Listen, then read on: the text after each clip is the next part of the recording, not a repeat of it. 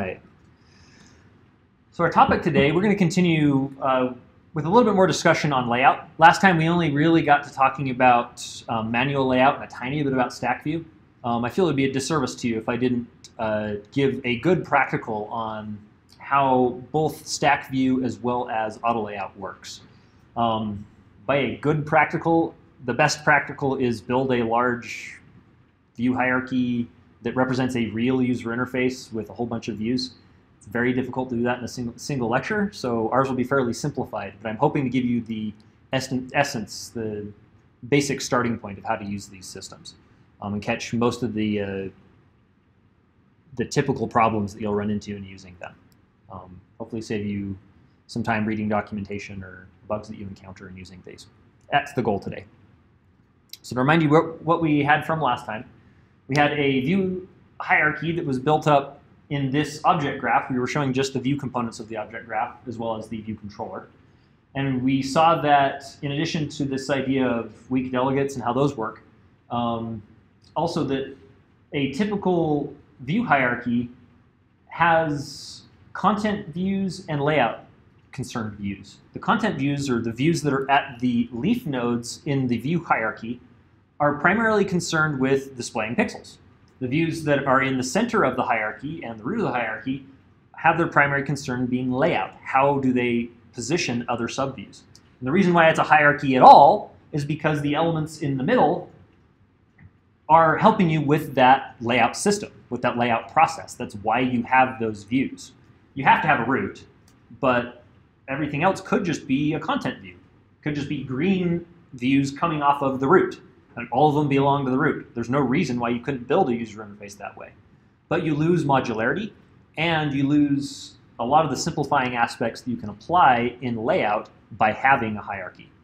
So I essentially want to talk about how you would implement this, what actual classes you would use to represent each one of these blue boxes. So last time we talked about manual layout.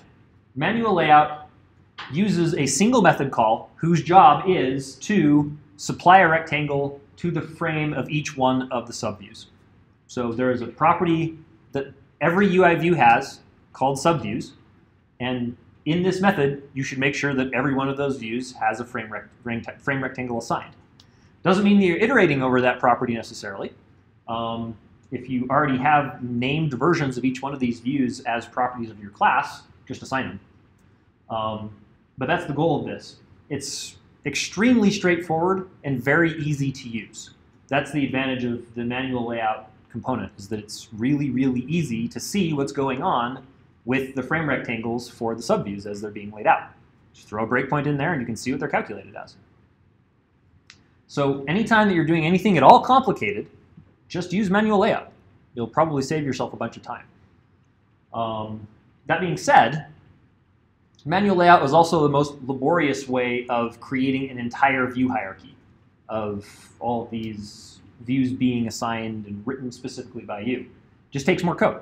And so we want to write less code.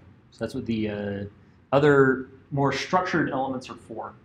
So you can create this entire view hierarchy using manual layout.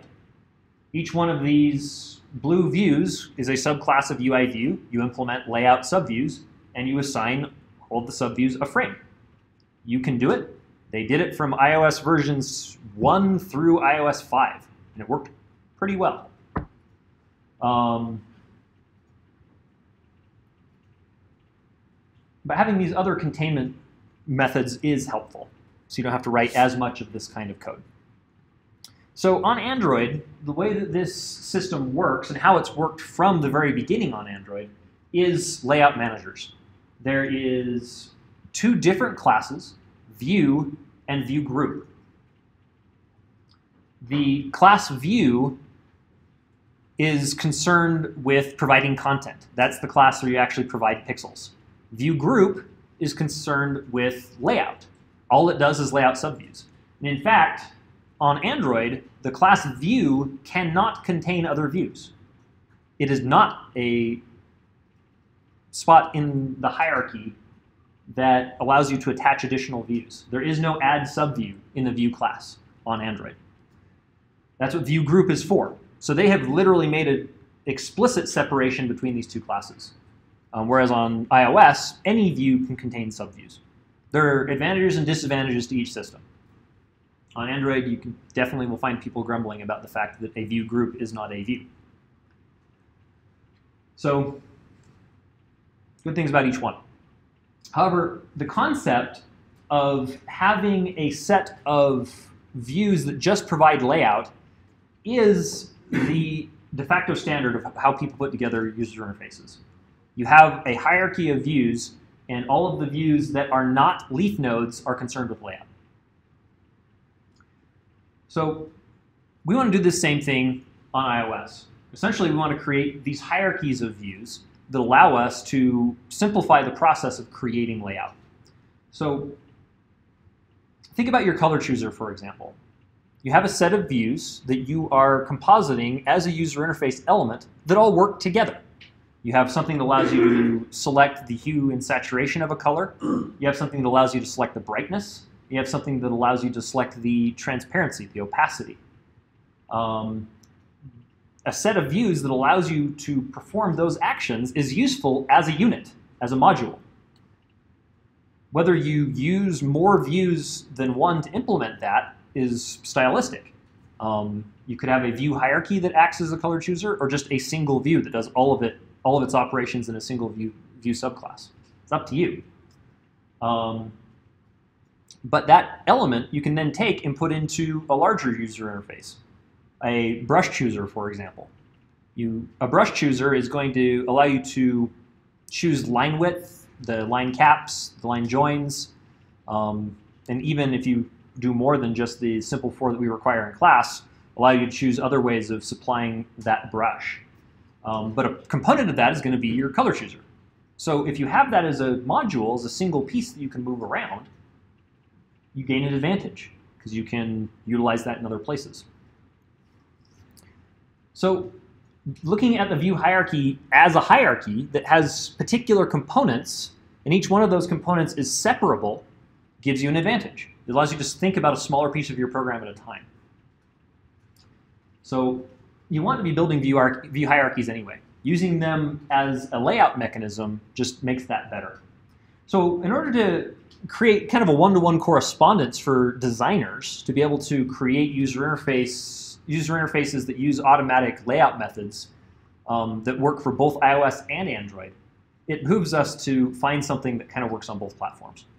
And that is something like linear layout and relative layout that Android provides on iOS. So the way that we do this on iOS is using 3 different technologies. The linear layout component that is used on Android is analogous to the UI stack view that is provided on iOS. So stack view allows you to add a set of arranged subviews, and those subviews are then oriented horizontally or vertically and have settings for spacing, alignment, and distribution, which are actually advantages over their Android counterpart. The relative layout component is implemented on iOS using auto layout. However, auto layout is not a view. Auto layout is a component that views provide. So the one-to-one correspondence is you create a subclass of UI view that uses auto layout, and that functions as a relative layout container.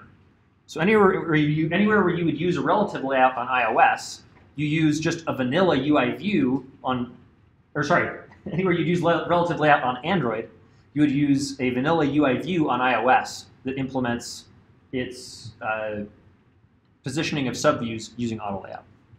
And that's how you can create that one-to-one correspondence. So I call this structured layout because you're creating a hierarchy or a structure where you're using different strategies in order to accomplish the layout you're trying to create. So to actually do this in a layout that looks like this, you have a root view and a header, a footer, and some content in the middle. If you want an example of actually looking at this, open your telephone app on iOS and look at the contacts list. It has a header, it has a footer, it has some stuff in the middle. It's a fairly common set of UI that you want to be able to build. And each one of these elements you'll implement using one of those technologies. For the root view, I would probably choose a UI stack view. So I set that stack view to have a vertical axis, a vertical orientation, and then supply 3 other views that allow me to control what's in the header, what's in the footer, and what's in the main body of the content. For the header, I would probably use auto layout. I would subclass UI view, add the title and an add button to that view, and then supply constraints that apply the title and add button, put them in the place where I want them, and we'll work on different screen sizes. One reason why you would use auto layout here as well is because you probably want to have the title using as much space as it can use, and the button using only as much space as it needs. The reason why you can do that is because the add button has a title, and so it has an intrinsic size of some kind. It's based on the design of a button on iOS and the title of that button. So it's specified using a font. So depending on the number of characters and what font is supplied for the button, you know how big the button should be.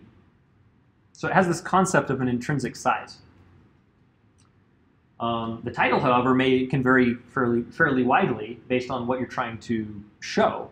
The add button will always say add, except it might say adicionar or some other word if you're using it in some other language. So you still have to pay attention to the fact that that button will be different sizes based on the locale that the user is using. So auto layout works really well for this. For the footer view, you could use auto layout, but what I'm imagining for this footer view is something that's a little bit more complicated. This refresh control would only show up as I'm performing a user interface gesture. Like when you pull down on a table and you actually see a refresh control that grows and then animates when it actually starts refreshing. It's a custom experience. And auto layout is actually going to be kind of awkward to provide that experience. If I'm using manual layout, I'm going to have a lot better control over that sizing during that gesture experience that you provide. So more likely, I'm going to use full manual on the footer view. For the collection view, or the piece in the center that actually contains all of the content for this view, I probably won't use any one of these 3. There's actually another technology we're going to talk about next time that is based on a class that changes which views are presented based on what data you provided. So it's data-driven UI. You get a different set of controls based on what data you're providing. And UI collection view is an example of a class that does this. The other very popular view that does this is UI table view. So these views will be provided with a data set, and as the user scrolls in the scrollable region provided by these views, it will ask for additional views to show that information. So those views are provided as their own little small containers, either as a table row in a table view or an item in a collection view. Process of how that works we'll talk about next time. But you have to give it a view in response to it asking for one. So you do have to give it views, which you'll probably use auto layout to provide. So you'll give a UI view that is implemented using auto layout and lays out its icon, content label, and detail label, according to a structure that's fairly similar to the way that the header view does it.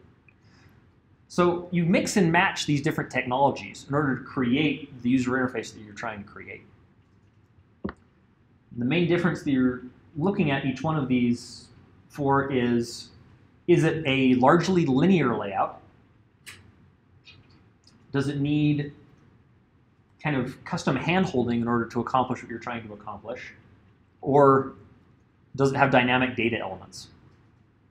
If you can nail down what each one of those 3 primary descriptors, you know which view is going to be easiest to create this user interface element with. You can do it with any of them. You could make all of these UI collection views if you want. It would just be very strange. But it would work, and it would accomplish your goal. It would just take more work to do it that way. Or you could do all of it with manual layout. but UI collection view is downright useful, and you'll be writing a ton of code to be able to accomplish that doing it yourself. So each one of these classes is provided for convenience. What's nice as you create user interfaces is that you can also use a debugging tool that Apple provides. At the bottom of the Xcode window, there's a very small icon that you can click on. It will pause your app at that location as if a breakpoint was hit, and it will look at the view hierarchy and show you that view hierarchy in a three-dimensional rendering. You can actually rotate it.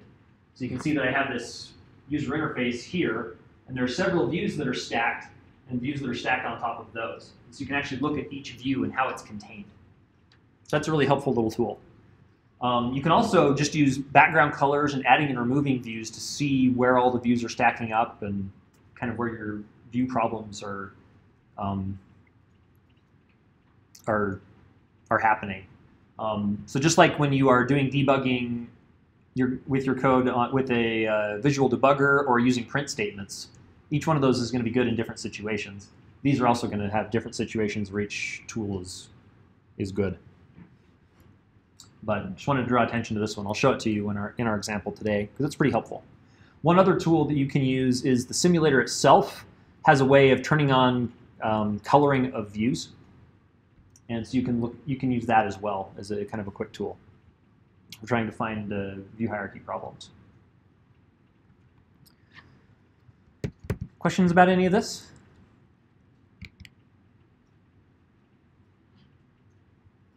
Let's do a quick break, come back, work with the example that we had from last time, trying to use a UI stack view and the auto layout system.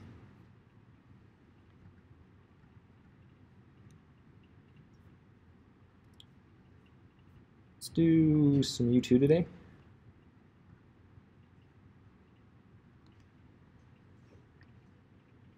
That's the volume.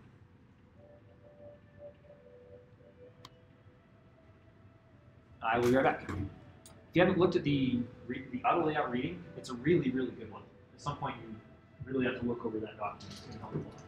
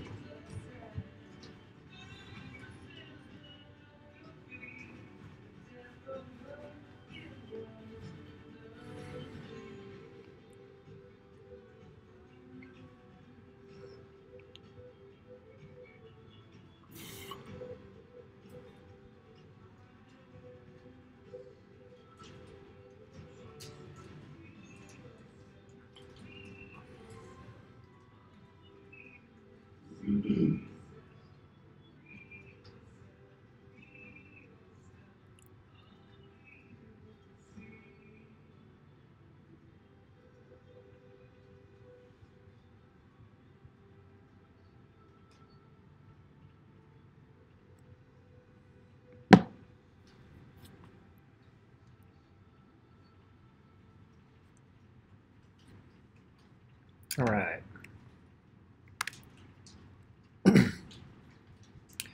So I promise this is the last time we're going to mangle our example from last time.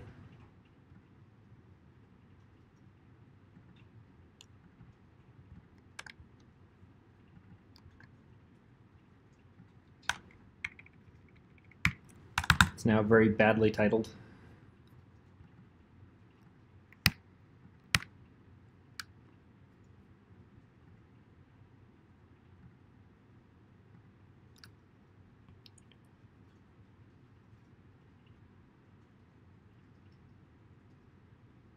So we're building a very simple color chooser that had 3 knobs.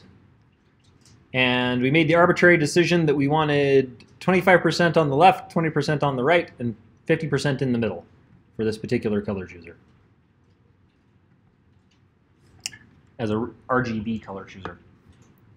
So we did this using manual layout.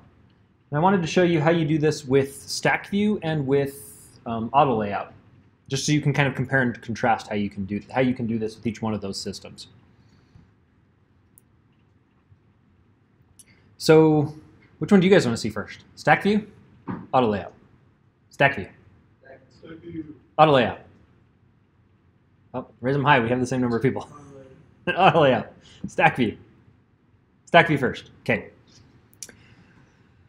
So with all 3 of these, it still makes sense for us to have a color chooser view that puts these 3 together. That doesn't change. The reason why is because this is a usable little control on its own. It looks kind of dumb, but it is a single functional unit. We can use these 3 knobs in order to select a color. You can even have a getter and setter for a color property on color chooser view, such that you could obtain the color that is currently in it, or programmatically set a color that would set all 3 of these knobs and allow you to talk about it in the problem domain. So that doesn't change. But the way that we actually implement it in this view can change. So right now we're doing it using layout subviews. We use the CGRect divide method. It was pretty easy to put together. So let's show how you can create this same situation with a stack view. So very first thing, somebody missed this last time. I am selecting the entire layout subviews method and commenting it. This will take control if you're trying to use one of the other layout methods. This one will win. So comment it. So now I've got these knobs, and I want to add them to a stack view. So I can create a stack view.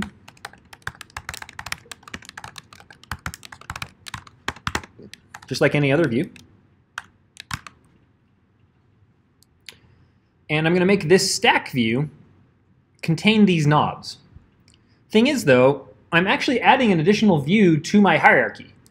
So now I've got a window that contains a view that comes from the view controller class that contains a color chooser view that contains a stack view that contains the 5 knobs. It's getting to be kind of deep.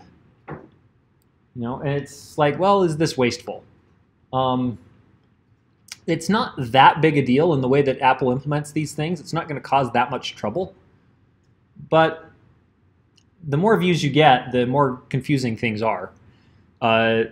There are some ways that we're going to talk about with the view controller. You can actually have the view controller's view be a custom view subclass. So you can actually have the view controller construct one of these. So that removes one of the views from the hierarchy. Another thing you could do is instead of having a stack view and then adding all the knobs to it, you could actually have the color chooser view itself be a stack view. There's some advantages and disadvantages to this, though. By having this view be a stack view, you're kind of saying, hey, this thing does all the things that a stack view does. And that's actually not right. If I'm trying to build a color chooser, I'm not expecting that the user is then going to add additional views to it, for example. It's not acting as a layout mechanism. The stack view should be used to make the view, not be the view. It's a has a relationship, not an is a relationship. So for that reason, this is not good. We don't want the color chooser view to be a stack view. We want it to have a stack view. So we're adding one additional view to the hierarchy. Not that big a deal, but that is an option.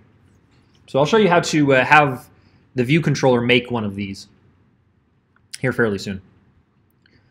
So to use stack view, we need to add the stack view to this view by calling add subview. So now it's in the hierarchy. And then we add the knobs to it. So rather than calling add subview directly on the color chooser view, we add the knobs to the stack view. However, the stack view has 2 add methods. If you just type add, it has both add subview as well as add arranged subview. Because the stack view is supposed to act like a regular UI view, you can add views to it and have them work in the way that any UI view does. It's the subset of views that are the arranged subviews that are the ones that it actually controls for you, that moves around for you. So if you actually want this to add these views to its stack and take control of them, you need to make this call. You need to say add arranged subview rather than just add subview. So we'll do that to the green knob and the blue knob. So we've changed our hierarchy a bit.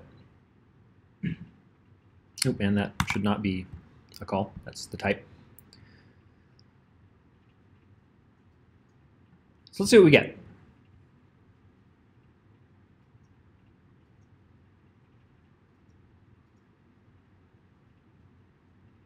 Nothing. No knobs at all. Thoughts? Help me debug this thing.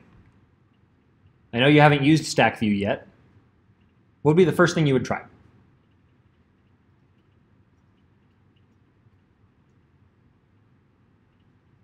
Yes. I can't remember what the screens are back here, but did you add the stack view? Like, did you actually show the stack view inside the enable the view essentially? Let me make this a little bigger for you so you can read. So I did add the stack view to the color chooser view. So first thing to look at is, are all of the views actually in the hierarchy? Because I'm not seeing anything. That's a very good question. So there are a couple of ways that we can look at that. You can look at all these, you can chain all of these add subviews. So if we start at the window has a root view controller that has a view inside of it.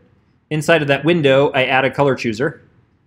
Then inside of the color chooser, I add the stack view. Then inside the stack view, I add the knobs. Looks like it actually is in the hierarchy.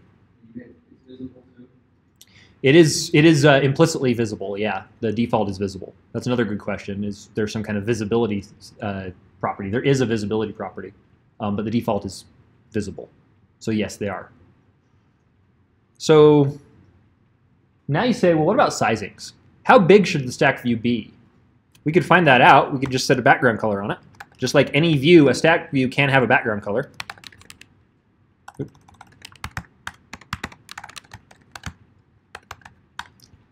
Brown for no particular reason.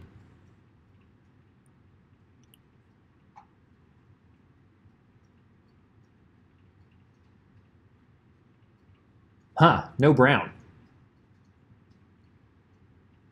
Let's set a background color on the color chooser itself.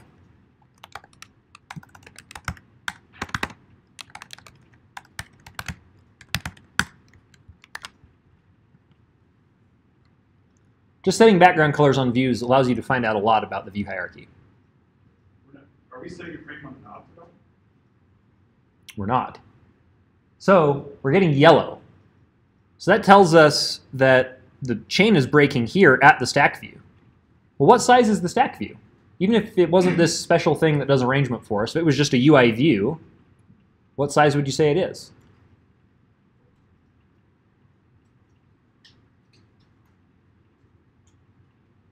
Did we ever give it one?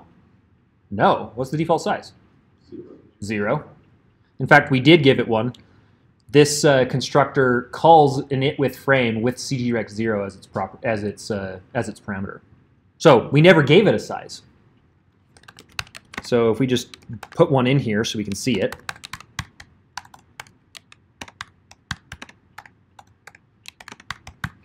Come on.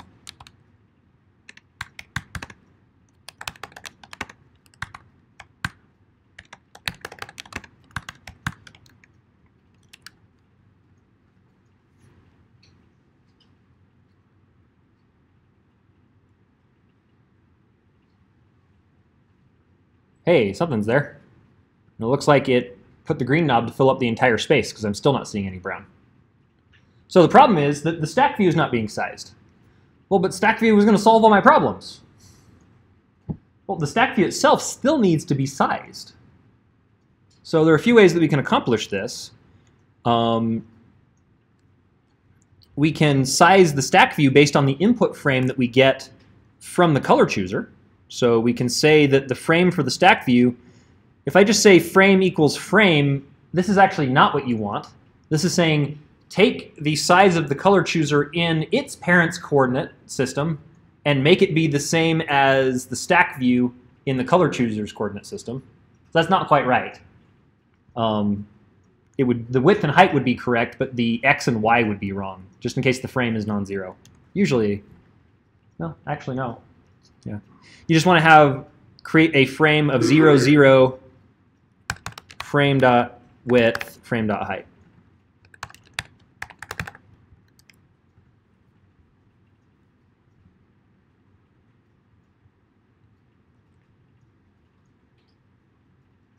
So now whatever frame the color chooser is receiving as its initial frame becomes the frame for the stack view. Great. But,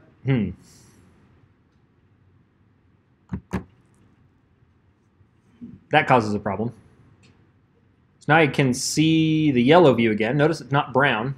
So the stack view is still improperly sized. It got sized correctly when I first started, but when I changed sizing of the parent, which the easiest way to do that is by rotating the phone, it didn't keep up. That's because we only told it to be one size. We didn't tell it how to auto-resize as things move or things change. Currently, the only way we know of to do that is this. So I could just say stackView.frame equals bounds. Done. And this would actually solve the problem. In fact, let's solve the problem. Let's do it this way. So I still need to be able to access my stack view. Private var stack view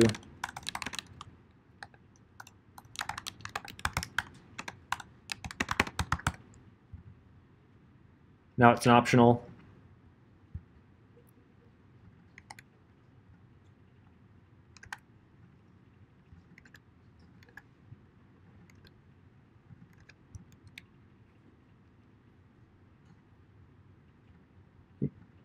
And I need to change this last one.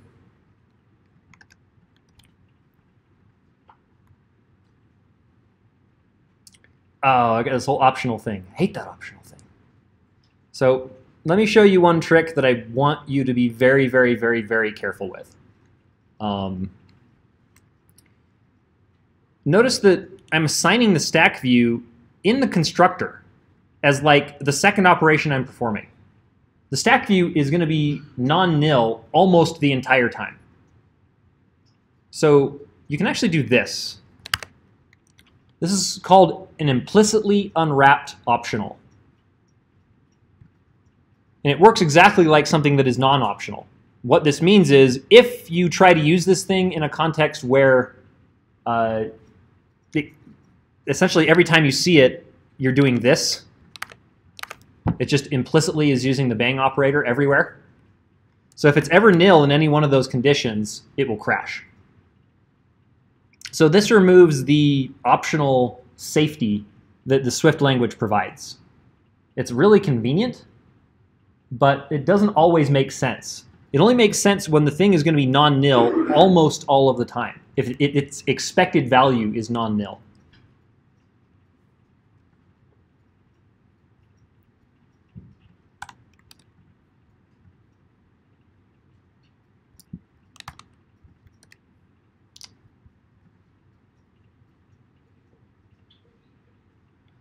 So its type is still an optional, but that optional is implicitly unwrapped.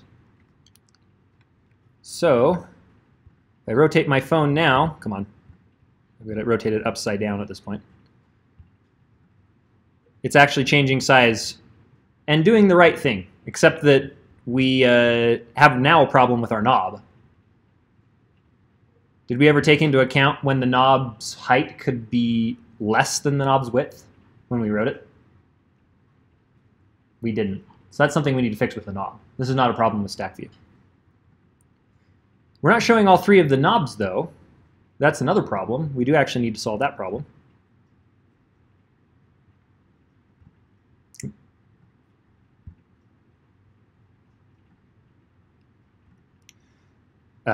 So when this situation is that the phone is actually completely upside down, where the home button is up at the top, the default for iPhone is if the phone is completely upside down, don't rotate to that location. They don't want you to make user interfaces where the user is using their phone upside down. So that's why it isn't automatically rotating. This is a lot easier to see if you actually have a phone in your hand and you're turning it like this. So now it flipped all the way up around to the side. Now it's right side up again. So only 3 of the 4 orientations actually do an orientation change. So let's make the other knobs show up. So our stack view has several properties that control how it stacks its views.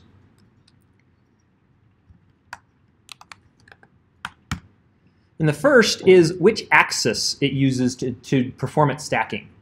The axis is actually a UI layout constraint axis.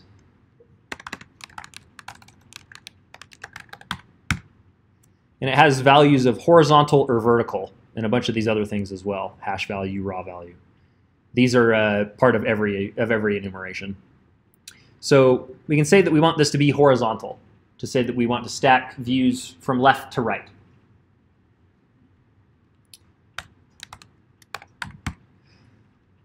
The other, probably most important of the properties that stack view has is its distribution. What strategy is it using in order to stack the views next to one another? How to distribute them. So this is a UI stack view distribution, is the enumeration. It has several different options. Equal centering, equal spacing, fill equally, fill proportionally. Look at each one of these 5 in the UI stack view documentation, and you can see how to use them. The easiest one to use is fill equally. what this will do is it will take all of the user interface elements that are arranged subviews and make them be the same size. So because there are 3 subviews that we've added, red, green, and blue, and we've said that the distribution is equally, it makes them each the same size, which is the most common usage for stack view, actually. I'm kind of surprised it's not the default.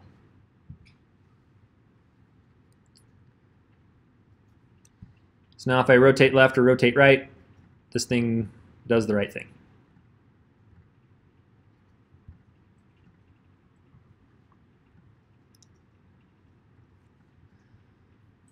So having to implement layout subviews just to be able to size the stack view is kind of annoying, though. It'd be nice if I didn't have to do that. Well, there is a way that you can pull this off without having to do this.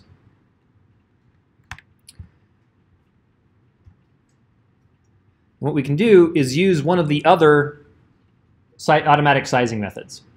You can either use auto layout, completely doable. It actually will take more code, though, than using this old broken system that I said that most people don't use. In the one situation where you just want to make sure that a view is always the same size as the parent view, this system actually works pretty well. And I think we tried to do this last time, and I was working with the whole raw view or raw value piece of the enumeration and trying to figure that out. I went and made sure that I knew how to do it the right way in Swift 3. So let's use this other system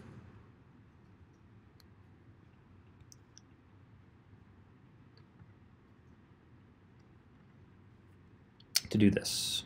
Sorry, I thought I had stopped the recording for a moment.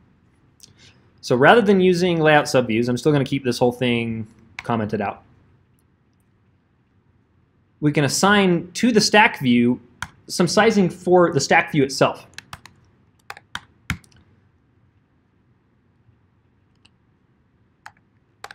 This is the auto resizing mask. The auto resizing mask is an enumeration, so we can use it like the other enumerations we've used for the axis horizontal and fill equally.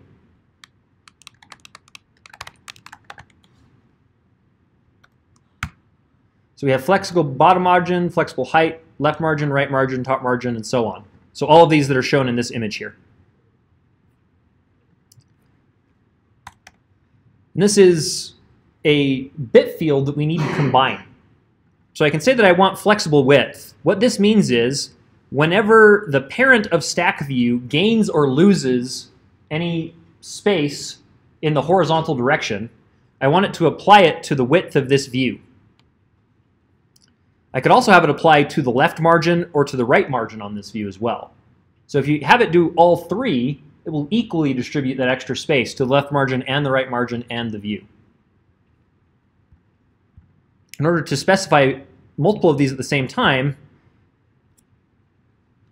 in C you just do this. Use the OR operator because it's a bit field, and I say flexible left margin. But Swift does not like this. It wants to see this as an enumeration, not as an integer. And so it says, hey, what is this that you're doing here? There are no candidates for this. In Swift 3, they introduced a little bit of syntactic sugar where you use arrays, or at least the same syntax as arrays, in order to combine elements of a bit field together. So this is an enumeration, and I'm assigning an array to it. I know that's odd from a type perspective. What this is actually doing is it's recognizing the fact that this is an enumeration value, this is an enumeration value. They belong to the same enumeration, and it creates the bitwise OR of the two that contains both of those bits. So it's just a shorthand for doing that. You can also do the thing that I did in your other video where you pull out the raw values, actually do the bitwise OR, and then combine them back into an enumeration. This is just cleaner. So this would say if I gained an additional 100 points in the parent view, it would give 50% to the width of the stack view and 50% to its left margin. It's actually not what we want. What we'd like to do is just assign to the width. But we'd also say if there's changes to height, we want it to distribute to the height of this view as well. So I'm going to say flexible height.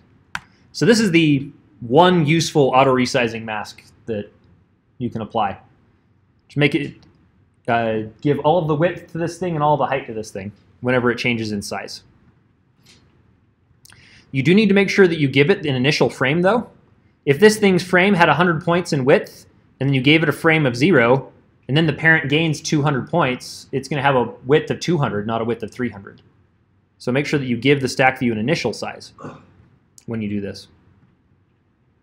So now it performs that same operation that I was doing with this layout subviews piece, but just in a single line of code with auto resizing.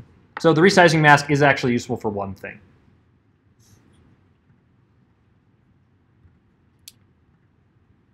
Cool. So now we have used one stack view and we've used auto resizing once.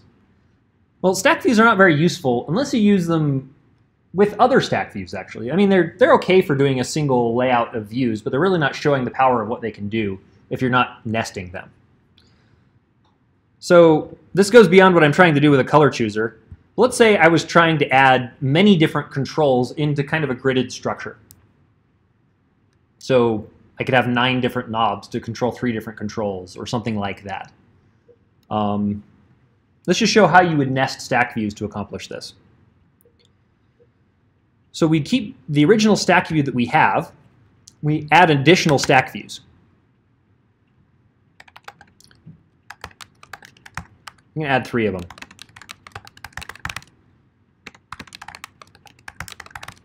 I don't need to give these any initial size like I did with this other one, because I'm going to be adding these stack views to this one, which will, as arranged subviews. So it will do that for us. I'm going to change the axis of these substacks to be vertical, such that I have the main one laying things out horizontally, and these smaller ones laying them out vertically. So I'm creating a grid of sorts.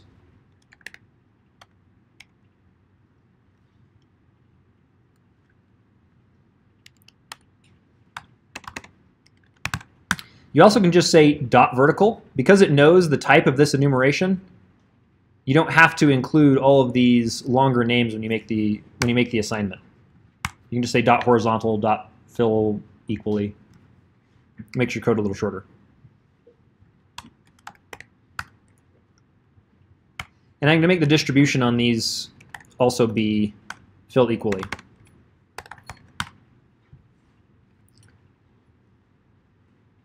Then I'm going to add these knobs to this first substack.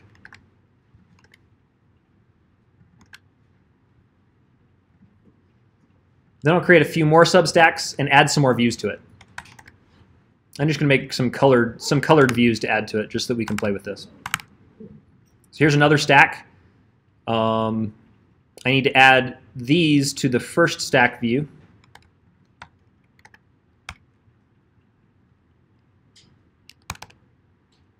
As arranged subviews.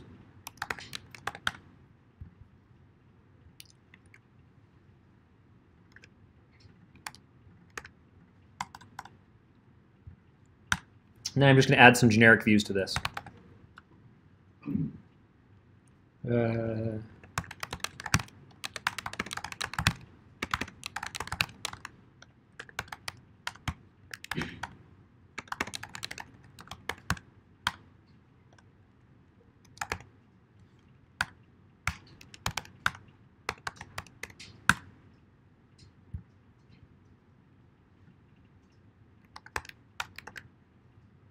Let's add an orange view.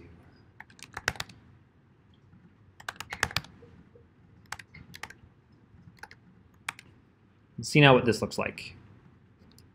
So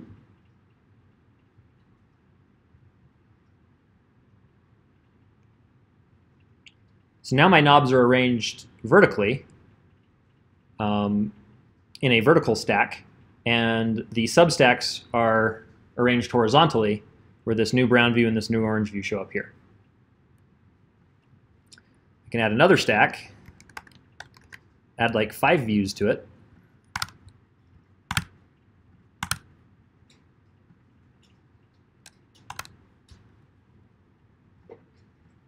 Let's create cyan, magenta, yellow,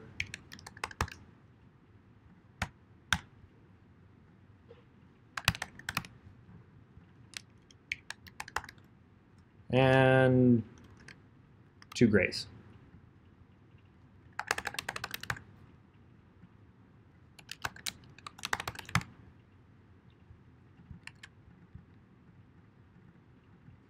Come on.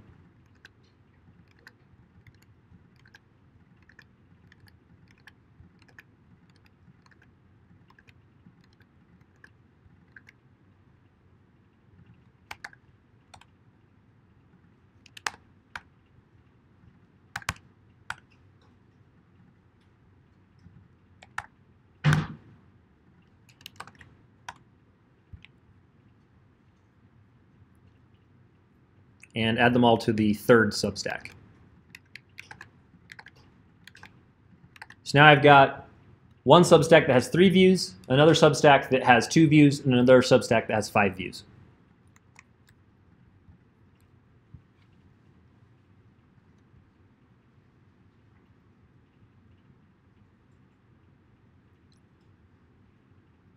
So this doesn't create a user interface that is a grid.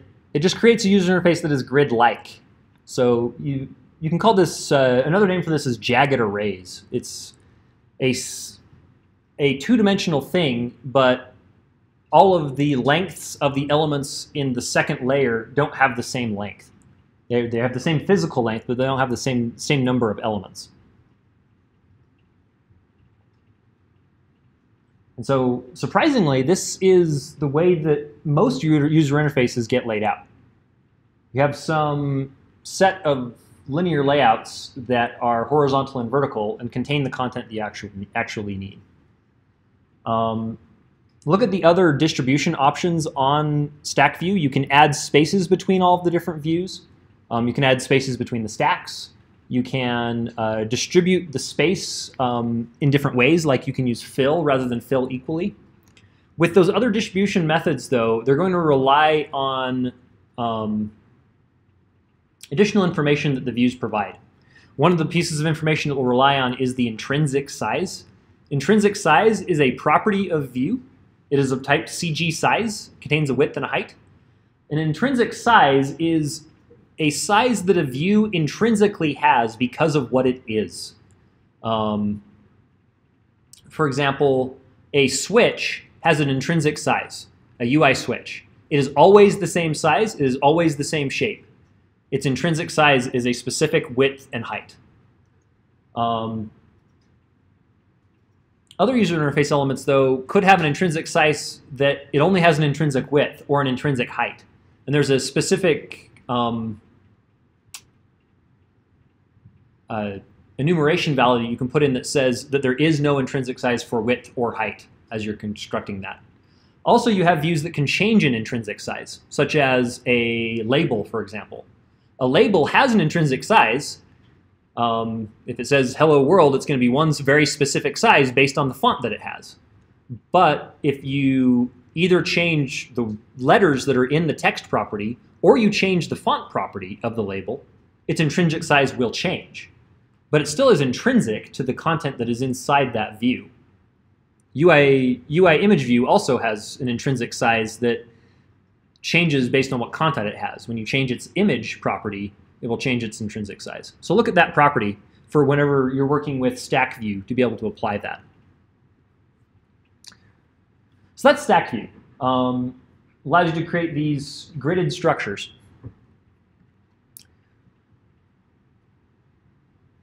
Questions on this so far? Want me to do something else with this?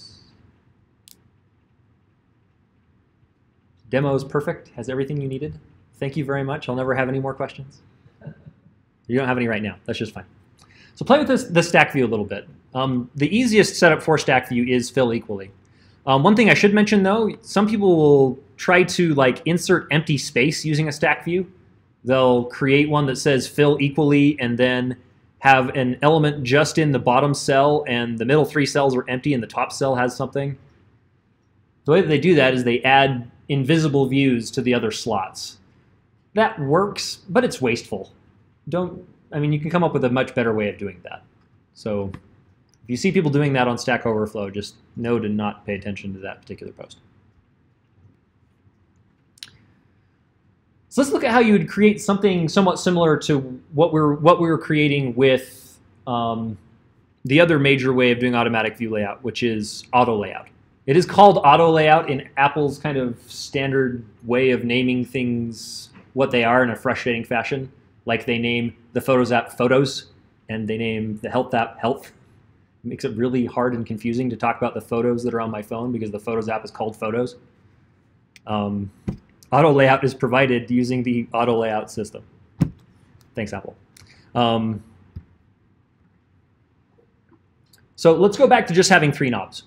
So I'm going to take all this beautiful code that I just wrote for stack views and delete it all.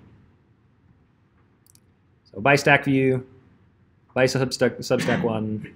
I still want the knobs though. I'm not going to kill those. Just knob red, knob green, and knob blue.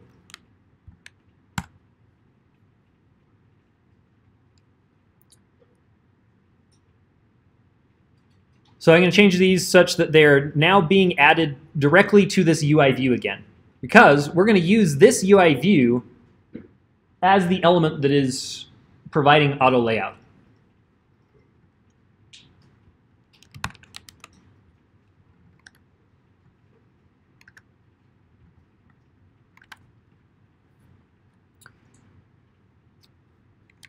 So I have these 3 views. If I run this code, we're going to see nothing because my knob views aren't given any initial frame, nor am I assigning to their frame property. So I just get yellow. I get the color chooser itself. So in order to size these views, I need to start adding some constraints. So if you type add, the other thing that we saw in addition to add subview and arranged subview for, in the case of UI stack view, we have add constraint and add constraints. One takes a single constraint, another one takes an array of constraints. And they are NS layout constraint instances. NS layout constraint is not something you can see. It's a simple data container class. If we make an NS layout constraint, you'll see that it has a single constructor. That constructor takes several elements, though. It has an item, an attribute, a related by, 2-item, attribute, multiplier, constant. So this is a struct with several elements in it. This is essentially how they've implemented this. And the way you read this is I have this item is related to this item by this relation. And these are the attributes that are related. So I can say, for example, knob view red is related to knob view green. The way that they're related is that I would like their relation to be equal. So NS layout relation dot equal. And the attribute of red and green that I want to be equal is its width.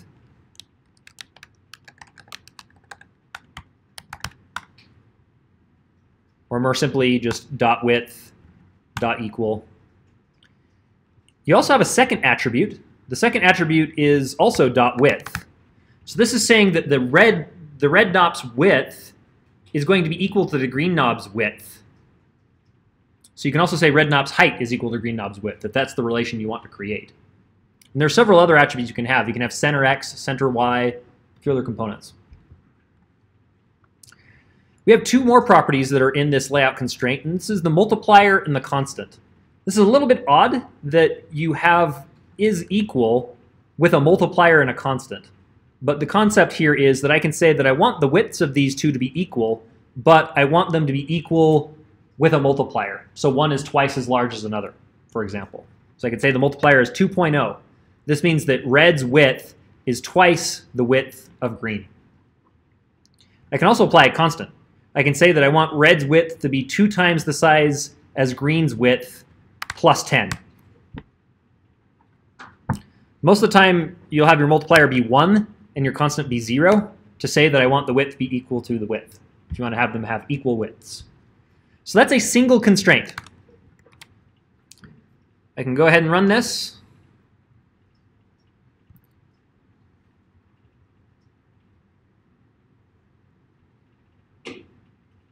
and nothing happens, there are actually two things going on here. Number one, the first item I need to unwrap. The second item you also should unwrap.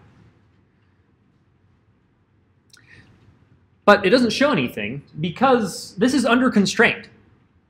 I've said that the red knob's width should be equal to the green knob's width, but I haven't said anything else other than that.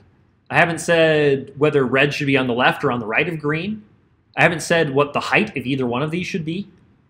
And I haven't said how they should be related to the container either. You know, what their placement should be.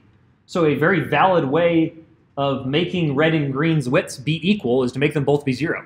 And that's what the system has done. So this is under constraint. We haven't given it enough constraints.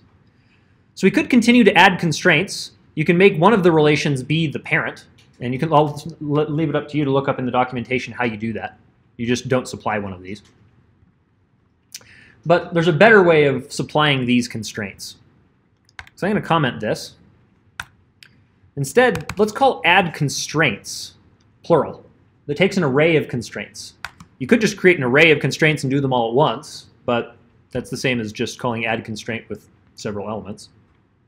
Where this is useful is we can make another call on NSLayout constraint.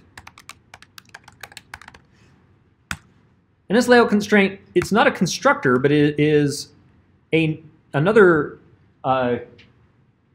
static method that's supplied on NSConstraint. It's called constraints with visual format. So we can use the visual format that is supplied here in order to specify these constraints. So the format is a string, and because it's a string, I need to be able to reference the views that are found in this view. So to be able to reference those views, I use brackets and I put in the name of the view. But I have to say that this, RED, the letters RED, is this view. And the way that you do that is with this property called views. It's a dictionary of string to any, which is actually string to view. So typically you'll make a single dictionary and then make many calls to add constraints.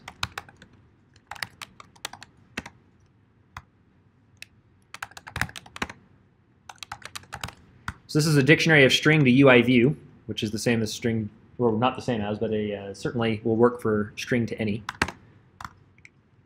And so I can say that red is knob view red, green is knob view green, and blue is knob view blue.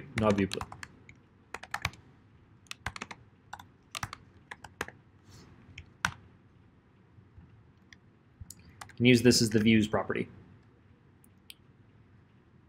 So now I can use my visual format and I can say I would like the red view to be connected to its parent. I do that by using the vertical bar. So this constraint actually says that I would like it to be connected to its parent and to use the standard amount of space. So there's actually a margin between this view and its parent. If I didn't want a margin, I could just do that. Implicitly, this says the horizontal constraint for red is this. So we can say H colon, this is redundant, but I like to put it in because it reminds me that I'm making a horizontal constraint for red. The last two components that I have here are NSLayout format options and metrics. We don't want any of the options. The way that you say you don't want any is you say NSLayout constraint options. That is what it was, right? Oh, format options, sorry. NSLayout format options, just with an empty set. That means none. None of the options that are provided there. And there's one more dictionary called metrics. This is another dictionary of string to any. The any that it's looking for is actually a number. So you can name margins, for example. So I could put in like MG and have a dictionary that made the string MG be 12. So you can name these metrics. I usually don't. I usually just stick in 12. Makes a little more sense to me. But if you want to make sure that you had a margin that you were using across the entire user interface, you could name it. If you don't have any, you can just put in nil. So let's add a set of constraints for red. Notice that it is creating more than one constraint. It is saying that red is connected to the parent by the standard amount of space on the left, and that red is connected to the parent by the standard amount of space on the right. That's why it needs an array of constraints, or returns an array of constraints. So I can add another constraint, another set of constraints in vertical, saying that the red view is connected to its parent in top and bottom. So this should fully constrain this. Oop, it wants these unwrapped. Keep forgetting those are optionals.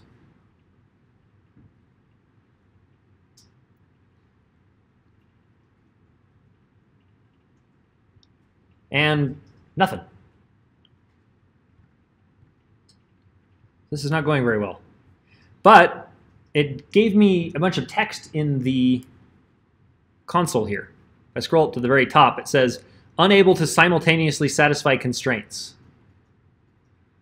Well, does that make sense? These seem like pretty cut and dried constraints. I've said I want red to be hooked up this way in horizontal and it to be hooked up vertical this way. If you keep reading through here, you say, note, if you're seeing auto-resizing mask layout constraints that you don't understand, refer to the documentation for the view property translates auto-resizing mask into constraints. If I scroll down here, I have these NS auto-resizing mask layout constraint, blah, blah, blah, blah. So that's what's happening. Do you remember that very last slide from last lecture?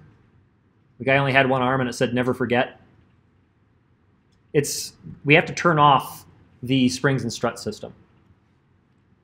So on the red knob, I say knob view red dot translates auto-resizing mask into constraints equals false.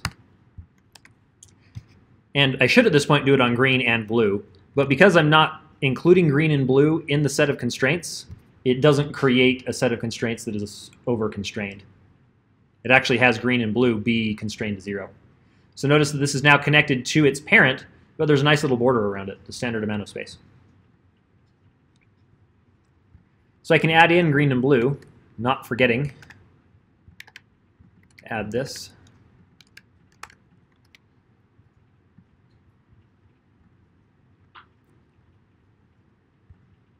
Let's say I want to have red connected to green. And I'm going to have a little bit of space between them. If I didn't want any space between them, I could remove the little dash, and this just makes them flush. Let's see what happens. Before it finishes, what do you think is going to happen? Very quick. Oh, nobody got to vote. That's too bad. I got to start bringing candy to class or something.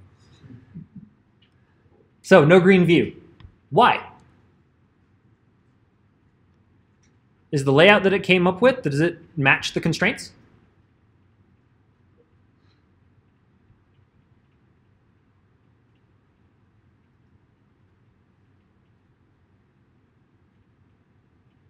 We didn't get any little thing on the console, like it thinks it matched the constraints. It has done everything that it said that it needed to do. Well, we never said how big the green view should be vertically, right? So it just shows one. This is still under constraint. So the green view also needs a vertical constraint. And I can't do it in the same one as the red view because I want it to be as tall as the red view. So I need to have a separate set of constraints that apply to the green view vertically. So you don't build these up as a single string. It's several of these that you add together. But still, no green view.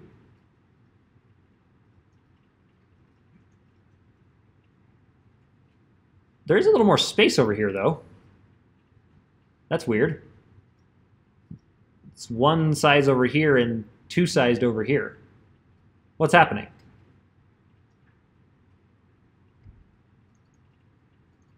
Any thoughts? What it's doing, it's actually sizing the green view to be a width of 0. That matches the constraints, right? I never said anything about how big red and green should be, but you guys probably thought this constraint says have red and green be the same size, right? The same width? Well, that's not the case.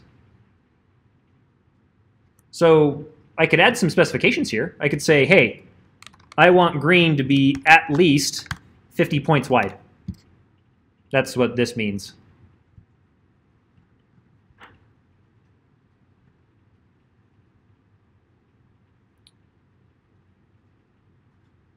So the system says, great, green is now 50 points wide. And now I've got a 0 size on red, right? Because I still haven't said what red and green are relative to one another. Well, I could keep playing around with this, say that I want red to be at least 100 points. And I'm starting to get more magic values in here.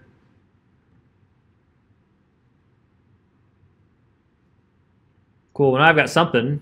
So green is 50 points wide, and red ended up being like 250 points wide, which matches the constraints. Well, what if I actually wanted the two to be the same size? You could look around in the documentation for the visual system of how to come up with that. You might actually be able to find something that works for you, but it would be convoluted. We already have a solution to this. We already wrote one. It's this one. You can mix and match these two systems. You don't have to use visual constraints for everything. This is actually the simplest way to say this. This constraint says that red is on the left of green, and they're connected to the parent. But this constraint says I want the width of red to be the same as the width of green. And it's the easiest way to say it, not using the visual system, actually. There we go. So I could add in the blue knob as well.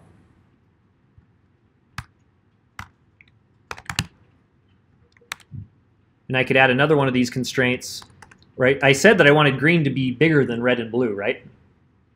So I could say red is equal to green, and the multiplier is 0.5. And green is equal to blue, and the multiplier is 0.5. Let's see what this gives us. Think this is going to work? I asked the question. That's unfortunate that gives me away. Still not quite, because I haven't given a vertical constraint for blue.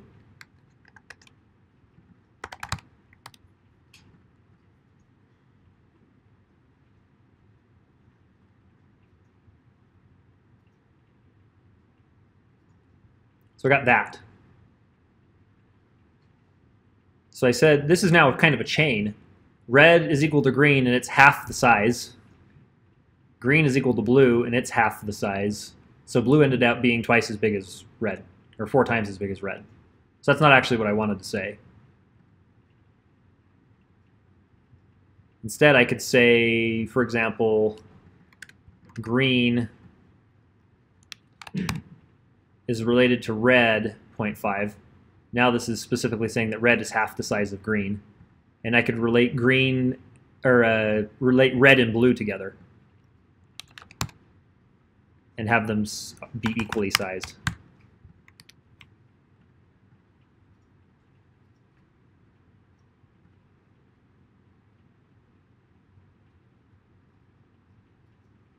Whoops.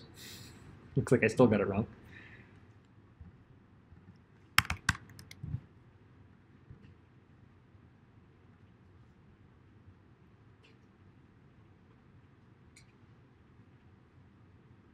There we go. So now I got what I got in the manual layout option. This thing works pretty well. Rotate left, there it is. Does what I want it to do.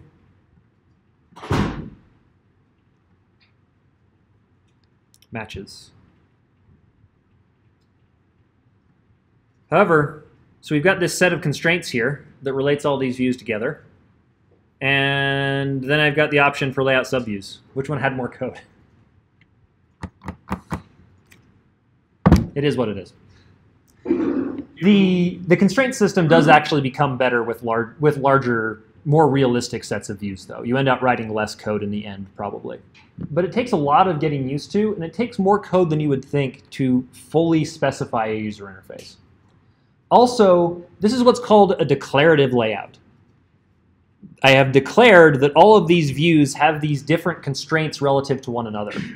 If that set of constraints needs to change, though, like for some reason during the running of this system, I would like blue to move down, or some of the different relationships to change for these, this becomes rather complicated to do in the auto layout system, where the relationships change at runtime. This does actually happen. If you think about websites, as you change the size of the window on a website, with most reactive websites nowadays, it actually changes the layout of the page as it changes in size, right? This is something that people are doing, and this system is bad at, and the manual layout system is good at.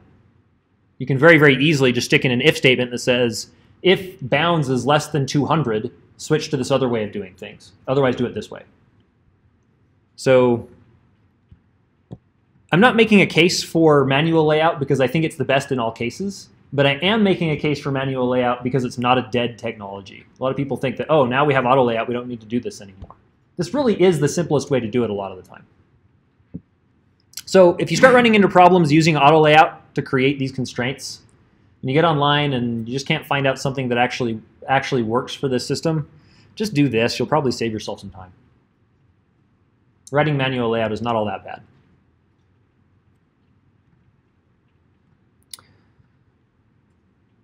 So I've got a friend of mine that just knows this constraint system inside and out, backwards and forwards, swears by it for everything. And he really can use it really well. But there's a bunch of callbacks and things that need to be supplied when you're actually changing the constraints at runtime. So be aware that this system works very, very well for a class of layouts, not for all of them.